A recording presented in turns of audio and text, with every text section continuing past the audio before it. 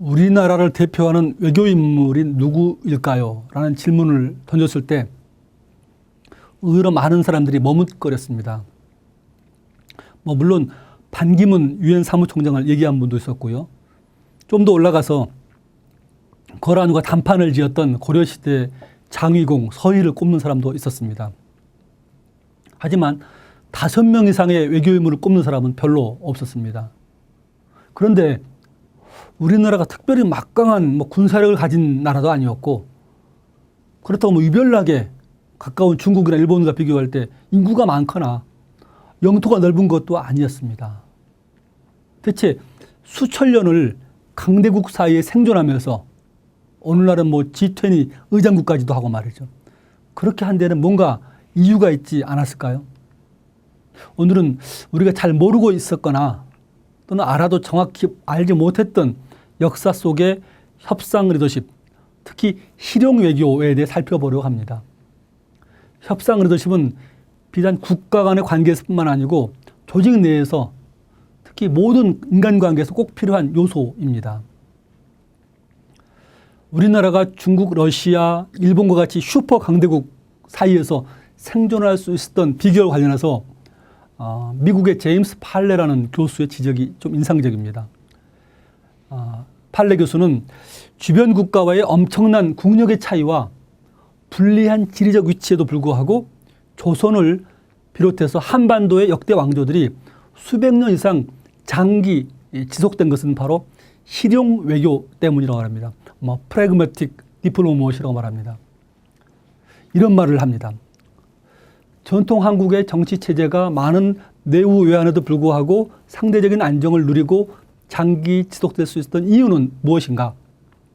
대부분의 중국의 왕조들은 BC 221년에 주나라가 망한 이후 200년 내지 300년까지 지속되었다. 이에 비해서 고려와 조선 왕조는 각각 500여 년 동안 지탱되었으며 그 이전에 신라 왕조 역시 최소한 500년 이상 장수했다. 전통적으로 강력한 중국의 왕조는 한반도의 왕조들에게 평화 유지자이며 피스키퍼이며 더 공격적인 약타자로부터 보호자로 간주되었다. 한반도의 나라들한테. 이것은 매우 중요한 것이었다. 당나라는 735년 이후 거의 150여 년간 신라를 보호했다. 명나라와 청나라도 1368년부터 1644년까지 이게 명나라이죠. 1644년부터 1894년까지 청나라이죠. 이 시기에 각각 그 역할을 보호자로 역할했다는 것입니다. 반면 중국에서 강력한 왕조가 쇠퇴했던 시기에 한반도는 강성한 이민족들의 침입에 직면해야 했다. 10세기에서 13세기까지의 거란족, 여진족, 몽골족 침략이 바로 그런 것이다. 이상하고 특이한 사실은 중국 본토의 왕조가 전복되고 그 결과 이민족이 중국을 지배한 경우를 할지라도 그 만주족의 청나라 같은 경우이죠. 그들이 충분히 한반도의 왕조를 무너뜨릴 수 있었음에도 불구하고 그렇지 않았다는 점이다. 좀 길게 제가 인용해서 말씀드렸습니다만 중국의 강력한 왕조가 있든 아니면 이민족이 침입한 시기이든 간에 한반도의 왕조는 계속 보존되는 이런 반복되는 패턴과 관련하여 제임스 팔레 교수는 그것은 결코 우연의 일치나 운수로 치부해버릴 수 없는 특수한 현상이다라고 말합니다. 그건 바로 한반도의 지리적 위치 그리고 특수한 대외관계 때문이라고 지적합니다. 즉 첫 번째는 바로 지리적인 문제입니다. 자칫 한국 사람들에게 치명적일 수도 있는 불리한 지리적 위치가 반도에 한 곳에 모여 있죠. 도망갈 것도 없습니다. 실제로는 유리하게 기능했던 역설적 유산이라고 말합니다. 다른 하나는요. 중국과의 관계에서 절반반짝 반독립적인 정치체제입니다. 이걸 유지하면서 동아시아 4대 질서에 적응해온 점을 얘기합니다. 예외적인 시기가 있었지만 중국의 특정 왕조의 도덕적 충성심을 고수하는 대신에 중국 대륙의 세력 변동에 유연하게 대응하는 프래그매틱 디플로머시, 이게 가장 중요한 한반도의 장기 지속 이유라고 말합니다. 여기서 인상적인 것은 실용 외교라는 말입니다. 불리한 지리적 위치라는 것이 그것이 오히려 작용한 것은 유리하게 작용한 것은 그야말로 주어진 조건입니다. 우리가 만들 수 있는 게 아닙니다. 반면에 외교 정책은 사람의 의지와 노력에 의해서 좌우되는 것이죠. 전통시대 실용 외교 노선은 한마디로 4대 교련이란 말로 요약됩니다. 이 말은 원래 맹자의 어원이 있는 얘기인데요. 한마디로 국가와 국가들 사이에 국력의 대소 차이를 인정한다. 그리고 서로의 분수를 지켜서 협력한다라는 유교의 국제질서관을 반영하는 것입니다. 우리나라는 중원 대륙에서 어떤 패권국이 나오는지 그 세력 변동을 면밀히 관찰하되 어떤 헤게모니 파워, 패권국이 등장하면 바로 큰 나라로 섬깁니다. 국가 안보를 보장받는 4대 외교 노선을 대체로 유지해 왔습니다. 다른 한편은 우리나라는 일본을 비롯한 여진족 등과 같이 주변 국가들에 대해서는 교린의 도를 따라서 외교 관계를 맺어오지요. 교린 외교의 요체는 철저한 자기 절제와 은위, 은여와 위협입니다. 은위 병행에 있었습니다. 이 중에서 자기 절제와 관련해서 세종시대의 외교관 신숙주는 그의 책 해동제국기에서 이렇게 말합니다. 국가 관계에서 외교가 중요하다는 얘기인데요. 특히 외교의 자기 절제력입니다. 월안캐를 다스리는 방도는 밖을 정벌 하는 데 있지 않고 오히려 내치를 잘 다스리는 데 있다. 무력을 강화하는 데 있지 않고 국내 기강을 확립하는 데 있다라고 말합니다.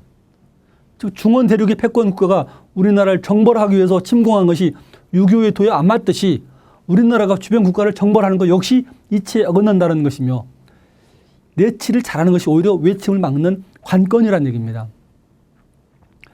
은의와 병영, 은의병영, 즉 은혜와 무력의 병영책에 대해서 세종시대 김종선 말도 주목할 만합니다. 김종선은 1437년에 세종에게 올린 여진족 대응책에서 이렇게 말합니다. 밖으로는 회유의 은혜를 보이시고 안으로는 비어, 즉 미리 준비하여 막는 일을 닦아야만이 안정이 될 것입니다. 어떤 분은 이 대목에서 4대 외교라는 것이 어떻게 실용 외교이냐, 그건 의리 외교, 명나라와의 의리, 관념 외교가 아니냐라고 반문할지도 모르겠습니다. 물론 조선 인조시대에서 보듯이 이미 멸망한 명나라의 의리를 지키기 위해서 패권국 청나라와 맞서 싸우는 모습을 보면 그렇게 말할 수도 있겠습니다. 하지만 그것은 정확히 말하자면 4대 주의 정책이지 4대 외교가 아닙니다. 의리를 가장 앞세우는 이념 내지 관념 외교였던 것이 바로 인조시대의 4대 주의 외교였습니다. 하지만 4대 외교는 다릅니다. 그래서 실제하는 나라 사이의 국력 차이를 인정해서 강한 나라에 섬기는 정책을 취하고 우리보다 약하거나 비슷한 나라에서는 보살피는 정책을 취하는 것이 바로 4대 외교입니다.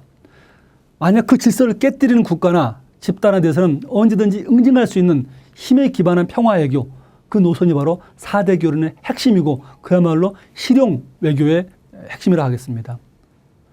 그런 점에서 세종시대 외교는 4대 교련의 아주 좋은 사례를 보여줍니다. 그리고 세종시대 외교에는 바로 유능하고 실용적인 탁월한 외교관이 있었는데요. 그 가장 대표적인 사람이 이예라는 사람입니다. 이예라는 사람은 1400년부터 1443년까지 무려 40차례가 넘게, 즉 거의 매년 한 차례씩 1년에 한 번씩 현해탄을 건너가서 무려 667명의 포로를 송환해온 외교인물입니다. 요즘 용어로 말하자면 재외국민보호, 특히 포로 송환 외교의 귀재였지요. 그는 원래 울산군의 아전이었습니다. 24살 때인 태조 5년 1396년에 자기 상관인 울산의 군수 수령인 이은이 외국한테 납포되어 가면서 보면서 외적 선단의 꽁무니 배를 타고 바다 가운데까지 따라갑니다.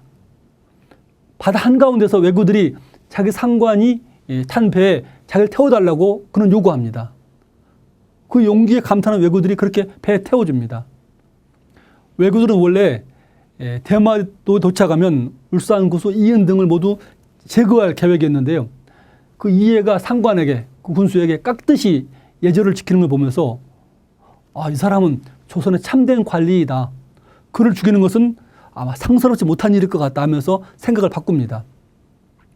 게다가 이해는 배를 뒤따라오면서 급히 챙겨온 관아의 은술잔을 뇌물로 주는 이런 권도를 발휘해서 죽음을 면하기도 합니다. 대마도의 화정포에 감금되어 있으면서 탈출할 계획을 세우고 있던 이해 일행을 조선에서 온 통신사 박윤기 등이 그 다음에 2월에 귀국시켜서 그렇게 이제 활동하게 됩니다. 이해가 외교관으로서 뛰어난 모습을 보인 사례라면 역시 그 제위 4년에 발생한 일본의 대장경 요구 사건을 들 수 있습니다. 일본 사람들이 맨 처음 대장경판을 요청한 것은 1422년 겨울이었는데요.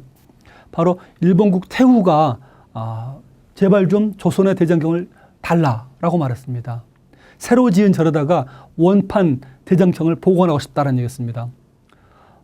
세종도 처음에는 뭐 주려고 했습니다. 그런데 우리나라의 유일본인 대장경 동판을 줘서는 안 됩니다라는 신하들의 말을 듣고 생각을 바꿉니다. 그러자 일본 사신들의 생떼가 시작됩니다.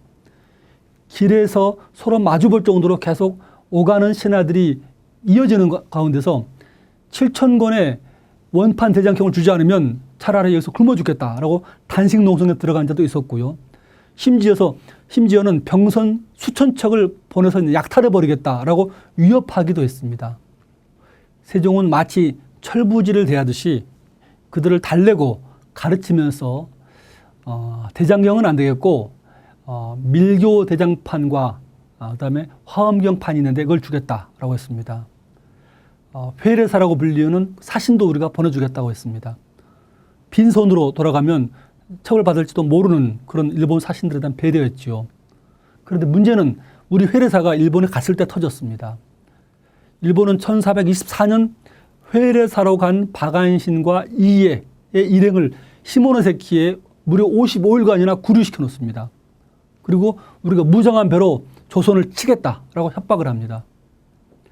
예물을 보낸 곳 중에서도 불경 빼놓고는 다 가져가라라고 합니다. 그러자 상호군인 박안신이라는 정사와 이해라는 부사는 지금 불경만 받겠다는 것은 곧 절교하자는 것 아니냐라고 하면서 다음과 같이 말을 합니다. 천도, 즉 하늘의 도는 정성으로서 만물을 이루게 하는 것이고, 인도, 사람의 도는 신의로 여러 가지 행실을 서게 하는 것입니다. 그런데 나라를 경영하는 자는 반드시 이웃나라와 교제할 때 정성을 다하고 서로 속이지 아니하는 것입니다. 그런데 지금 귀국이 우리를 이렇게 대접하고 또 명일에 우리나라가 귀국의 신하를 또 그렇게 대접한다면 양국의 관계가 장차 어찌 되겠습니까? 하늘과 사람의 도리를 들어서 정성과 신뢰가 외교의 핵심 덕목임을 강조한 다음에 지금 일본의 조치가 장차 양국 간의 큰 파국으로 치달을 수 있음을 경고한 것입니다. 그러자 그동안 피하기만 하던 일본 쪽에서 비로소 답서를 보내옵니다. 이제 귀하의 편지를 보니 말이 대단히 적절합니다. 우리 전하는 처음에 굳게 거절하셨으나 귀국의 사신들에게 혹 누를 끼치게 염려하여 가지고 온 예물을 모두 받아들이기로 하셨다라는 얘기죠. 일본 국왕은 또한 돈 100관을 내려주기도 했습니다. 그 당시 실록의 사관의 평가처럼 이해 등이 담력이 있고 말도 잘하였으므로 능히 그 외교적 사명을 다하고 돌아올 수 있었다고 말합니다. 자, 자칫 심각한 외교 문제까지 갈 뻔했던 대장경 위기는 이렇게 해결됐습니다. 그럼 어떻게 이해는 그 성공적인 외교 활동을 할 수 있었을까요? 대장경 위기를 포함해서 이해의 외교 활동을 한번 정리해 보겠습니다. 자, 첫 번째 성공 요인은 일본을 잘 알았다는 것입니다. 지일이었습니다. 모르는 사람을 보낼 수 없어서 그대를 명하여 보내는 것이라는 세종의 말이나 제가 대마도의 사람과 그 사정을 두루 잘 압니다. 신이 가면 저 섬의 사람들이 기꺼이 만나볼 것이고 감히 누가 사실을 말하지 않겠습니까? 라는 이해 자신의 말을 통해서 볼 때 그는 당시 누구보다도 일본의 지리와 나라 사정은 물론이고 일본인의 특성을 잘 알고 있었습니다. 그는 특히 일본인을 감복시키려면 먼저 국가 대의로 타이르고 동시에 그들의 삶을 이롭게 해줘야 된다라고 세종이가 말하기도 합니다. 대의만 가지고 계속 말하는 부족하고 또 이익만 베풀 때는 상대방이 마음을 얻지 못할 것이기 때문에 대의와 이익 두 가지를 함께 갈 때 일본 사람들이 마음으로 감복할 것이라는 얘기입니다. 이것은 비단 일본인에게만 적용되는 게 아니고 외교와 협상의 가장 중요한 조건을 지적하는 것으로 보입니다. 자, 두 번째는 세심한 관찰력입니다. 세종 채비 21년째인 1439년 4월에 이해는 일본에서 오는 외인들 중에서 가짜 통행증을 가지고 오는 자들이 있다고 세종에게 상소합니다. 당시 대마도주였던 종정성 등이 서계를 받아서 오는 자들을 자세히 살펴보니 모두 대마도 사람만이 아니었습니다. 도둑질로 업을 삼다가 대마도의 배에 부탁하여 오는 자가 있었다는 얘기입니다. 그는 종정성이라는 대마도주를 내세워서 왜구를 제압해야 한다고 말했습니다. 그래서 일본인들의 통행증을 꼼꼼히 살펴보되 대마도주가 정식으로 발급한 게 아니면 다시 돌아가게 하라고 제안했습니다. 여기서 보듯이 그는 외교관의 핵심 덕목인 사물과 사람에 대한 높은 관찰력을 가지고 있었습니다. 그 스스로가 일본에서 무쇠로 만든 화통이라든가 완구라는 무기를 보고서 우리나라에도 실험해보자라고 제안한 것도 그 관찰력에서 나온 것이었죠. 그 세 번째는요, 이 헌신적인 태도, 그리고 그에 대한 국왕 세종의 절대적 신뢰였습니다. 그는 사망하기 2년 전인 나이인 71세 때 유구, 즉 지금의 오키나와로 떠나면서 이렇게 말합니다. 혹시 제가 늙었다 해서 보내시지 않을까 두렵습니다. 제가 전하의 은혜를 지나치게 크게 입었으므로 죽고 사는 것은 염려하지 않습니다. 라고 말합니다. 이의 이 말은 외교관의 핵심 덕목인 국익을 위해서 자기를 버리는 헌신적 태도를 잘 보여줍니다. 바로 이 대목의 세종의 인재쓰기 한 측면을 보이기도 합니다. 바로 이 일이 내 책임이다 라고 나가는 사람의 외교관입니다. 이에 화답이라 하듯이 세종은 그가 작은 잘못을 범하거나 공경에 처했을 때 시종 그를 믿고 지지해 주었습니다. 1430년에 통신사로 갔다가 그 통역관을 잘 관리하지 못해서 탄핵을 받자 세종은 이해와 박 선생은 논하지 말라라고 말합니다. 또 그 회례 부사가 소송에서 이해를 음해할 때도 이해를 신뢰해서 최종적으로 그의 누명을 벗겨주기도 합니다. 세종은 늘 이해라는 사람 말을 경청했고 그의 판단과 성실성을 신뢰했습니다. 바로 그런 국왕의 신뢰와 존중이 있었기 때문에 이해는 나라에 큰 일이 생기면 아무리 힘들고 어렵더라도 예라고 대답하면서 험지로 나간 사람이었습니다. 아마 그래서 그의 이름이 이예인지도 모르겠습니다. 자, 마지막 네 번째입니다. 국가 간의 신의를 지키려는 군신들의 노력인데요. 이해는 국가 간의 관계에서도 신의가 가장 중요하다고 보았습니다. 그러려면 양국 관계가 안 좋을 때라도 사신을 통해서 계속 보내서 통신해야 한다는 게 이해의 주장이었습니다. 세종도 마찬가지로 일본과 신의를 지키기 위해서 어려운 결단을 내리게 됐습니다. 1442년에 수군 만호, 우리나라 장수였던 최완을 처결한 것이 그 사례입니다. 고기 잡는 외인을 함부로 죽여서 자기 공을 삼으려 했던 최완에 대해서 세종은 무려 2년 동안 고민을 합니다. 그러나 일본과의 신뢰를 위해서, 즉 교린의 도를 지키기 위해서 그를 공개 처형시켜서 많은 일본 사람들이 보고서 조선의 태도를 믿게 만들었습니다. 자, 세종시대의 직업 외교관 이해는 다들 꺼려하는 일본과의 협상을 몸소 나서서 실천했습니다. 외구가 출몰하는 현해탄을 40여 차례나 건너가서 양국 간의 신뢰를 쌓았고 조선시대판 비자제도를 수립했습니다. 바로 우리 국사 시간에 배웠던 계해약조, 즉 세종 25년에 대마도주와 세견선, 우리가 보내주는 해마다 보는 쌀선, 무역에 관한 조약 역시 이해의 협상 리더십에 크게 힘입은 것이었습니다. 그런 일본과의 신뢰 회복을 위해서 먼저 국가 대의로 설득해야 된다. 아울러 생활에 도움을 줘야 한다. 이 두 가지를 말을 했습니다. 정확하게 내부 사정을 파악해서 대화를 원하는 비둘기파들에게 일본의 비둘기파를 지원하는 교육 정책을 폈지요. 저는 제가 보기에 이 중요한 것은 그 뒤에 세종이 그를 믿고 지지해 준 것이었습니다. 때로 아무리 어렵더라도 그를 구해내기도 하고 또 우리나라 장수를 처형하면서까지 신뢰를 형성하였습니다. 여러분의 공동체, 여러분의 조직에도 협상 리더는 얼마나 있는지 헤아려 보셨습니까? 조직이 정말 어려울 때 상대방을 정확히 파악해서 대의와 실리로 설득할 수 있는 그런 인재가 정말 있는지, 또 여러분들이 그런 협상 리더십을 형성하고 있는지를 세종시대 외교관 이해에서 그 길을 찾아보시기를 바라겠습니다. 고맙습니다.